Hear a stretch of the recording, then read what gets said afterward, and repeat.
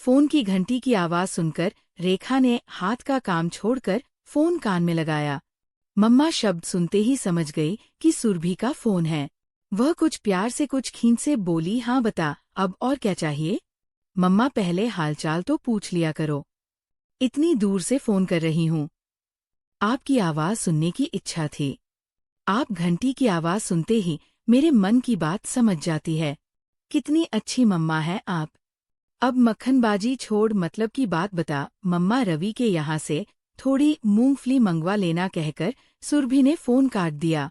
रेखा ने अपने माथे पर हाथ मारा। सामने होती तो कान खींचकर एक चपत जरूर लगा देती। ये लड़की फ्लाइट पकड़ते करते भी फरमाइश खत्म नहीं करेगी। फरमाइश करते समय भूल जाती है कि माँ की उम्र क्या है। माँ तो बस अल्लाह दीन का चिराग है, जो चाहे मंगा लो। भैया भाभी दोनों नौकरी करते हैं, कोई और बाजार दौड़ नहीं सकता।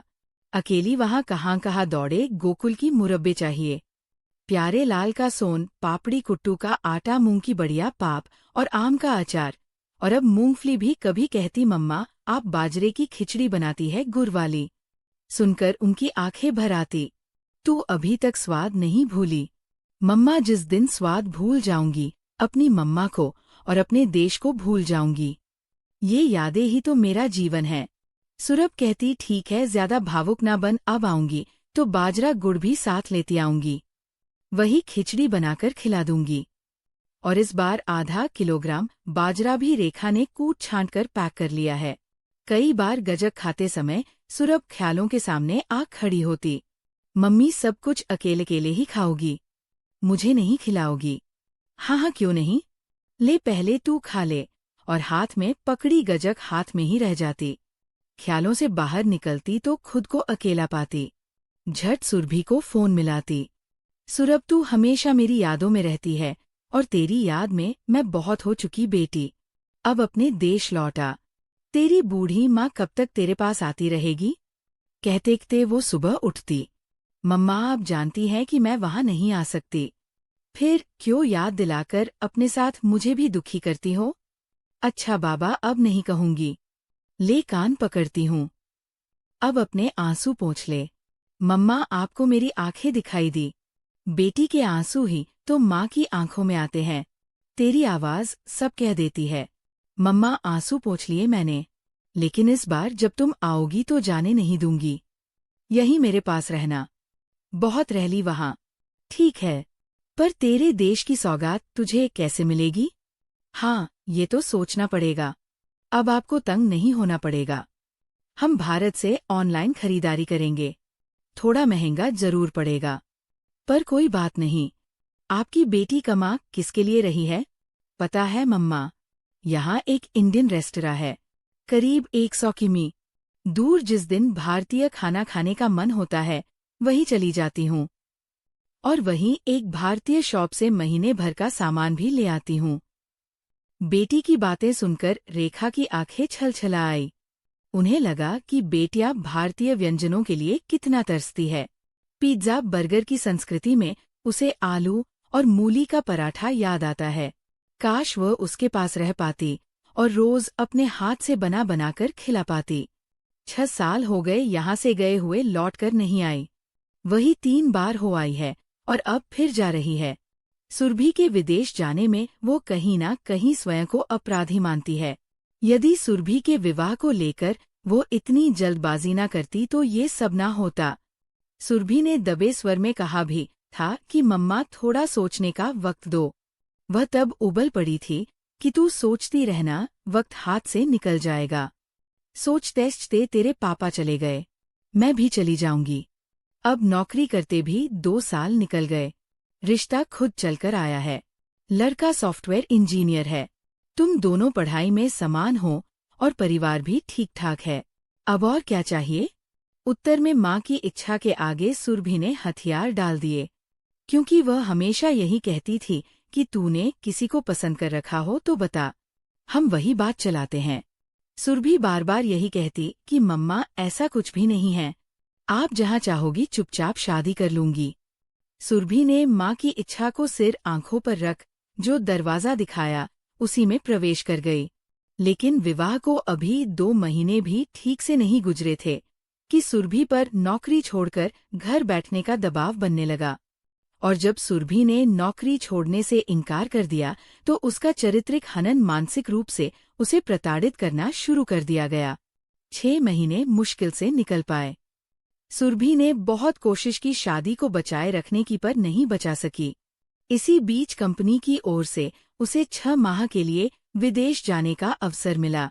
वह विदेश गई, बस वही की होकर रह गई और उसने तलाक के पेपर हस्ताक्षर करके भेज दिए। मम्मा, अब कोई प्रयास मत करना। सुरभि ने कहा था, इस मृत रिश्ते को व्यर्थ ढोने से उतार कर एक तरफ रख देना ज्यादा ठीक लगा। बहुत जगह हंसाई होली, मैं यहाँ आराम से हूँ। सारा दिन काम में व्यस्त रहकर रात को बिस्तर पर पड़कर होश ही नहीं रहता। मैंने सब कुछ एक दुस्वप्न की तरह भुला दिया है। आप भी भूल जाओ।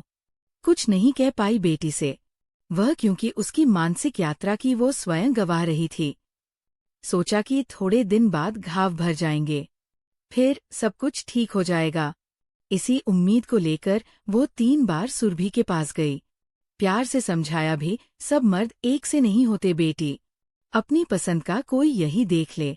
जीवन में एक साथी तो चाहिए ही, जिससे अपना सुख दुख बांटा जा सके।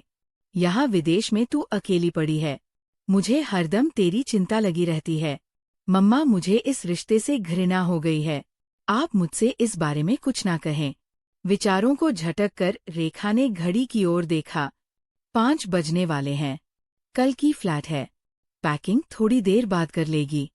घर को बाहर से ताला लगा और झट रिक्शा पकड़कर रवि की दुकान से 2 किलो मूंगफली, गुड़ानी और गोलगप्पे का मसाला भी पैक करा लाई। बहू और राजीव के आने में अभी 1 घंटा बाकी है। तब तक रसोई में जा सब्जी काटकर और आटा गूंदकर रख दिया। थकान होने लगी। मन हुआ पहले 1 कप चाय बनाकर पी ले। फिर ध्यान आया कि राजीव और बहू ये सामान देखेंगे तो हंसेंगे। पहले उस सामान को बैग में सबसे नीचे रख ले। चाय उन दोनों के साथ पी लेंगी। बहू बेटे खा पीकर सो गए। उनकी आंखों से नींद कोसों दूर थी। वह बेटी के लिए ले जाने वाले सामान को रखने लगी। ज्यादातर सामान उन्होंने किलो-आधा किलो के पारदर्शी प्लास्टिक बैग में पैक कराए हैं, ताकि कस्टम में परेशानी ना हो और वो आराम से सामान चेक करा सके। सुरभि के लिए कुछ ड्रेस और आर्टिफिशियल ज्वेलरी भी खरीदी थी। उसे बड़ा शौक है। सारा सामान 2 बैगों में आया, अपना सूटकेस अलग। मन में संकोच हुआ कि राजीव और बहू क्या कहेंगे। इतना सारा सामान कैसे जाएगा? सुरभि ने तो कह दिया है कि मम्मा चिंता ना करना, अतिरिक्त भार का पेमेंट कर देना। और यदि खोलकर देखा तो उनकी इस सोच को अचानक ब्रेक लगा जब राजीव ने पूछा, मम्मा आपकी पैकिंग पूरी है, कुछ छूटा तो नहीं? वीजा टिकट और फॉरेन करेंसी सहज कर रख ली। संकोच वश नीची निगाह किए उन्होंने हमें गर्दन हिलाई। अगले दिन गाड़ी में सामान रख सब शाम 4 बजे ही एयरपोर्ट की ओर चल पड़े। रात 8 बजे की फ्लाइट है। 2 घंटा एयरपोर्ट पहुंचने में ही लग जाएगा। रेखा रास्ते भर दुआ करती रही कि उनके सामान की गहन तलाशी ना हो। लेकिन सोचने के अनुसार सब कुछ कहाँ होता है। वही हुआ जिसका रेखा को डर था। बैग खोले गए और रेबड़ी गजक व मूंगफली के पैकेट देखकर कस्टम अधिकारी ने पूछा, मैडम ये सब क्या है? अचानक रेखा के मुंह से निकला, ये जो आप देख रहे हैं इस देश का प्यार है, यादें हैं। सब गाते हैं, कोई इनके बिना विदेश में कैसे जी सकता है? मेरी बेटी 6 साल में भी इनका स्वाद नहीं भूली है। यदि मेरे सामान का वजन ज्यादा है तो आप कस्टम ड्यूटी ले सकते हैं। रेखा का उत्तर सुनकर कस्टम अधिकारी ने आंखों से इशारा किया और वह अपने बैगों को लेकर बाहर निकलने लगी। तभी मन में विचार कौंधा कि कस्टम अधिकारी भी मेरी बेटी की तरह अपने देश को प्यार करता है, तभी मुझे यूं जाने दिया। हालांकि ना तो भार अधिक था और ना उनके पास ऐसा कोई आपत्तिजनक सामान था जिस पर कस्टम अधिकारी को ऐतराज होता। उन्होंने स्वयं सारा सामान माप के अनुसार पैक किया था। बैग खोलकर एक रेबड़ी का पैकेट निकाला और दरवाजे से ही अंदर मुरी बोली, सर एक माँ का प्यार, आपके लिए भी इनकार मत करिएगा। कहते हुए पैकेट कस्टम अधिकारी की ओर बढ़ाया। थैंक यू मैडम कहकर अधिकारी ने पैकेट पकड़ा, आंखों से लगाया और चूम लिया। रेखा मुस्कुरा पड़ी। दोस्तों, आपको ये कहानी अच्छी लगी हो तो प्लीज़ वीडियो को लाइक कीजिएगा और चैनल को सब्सक्राइब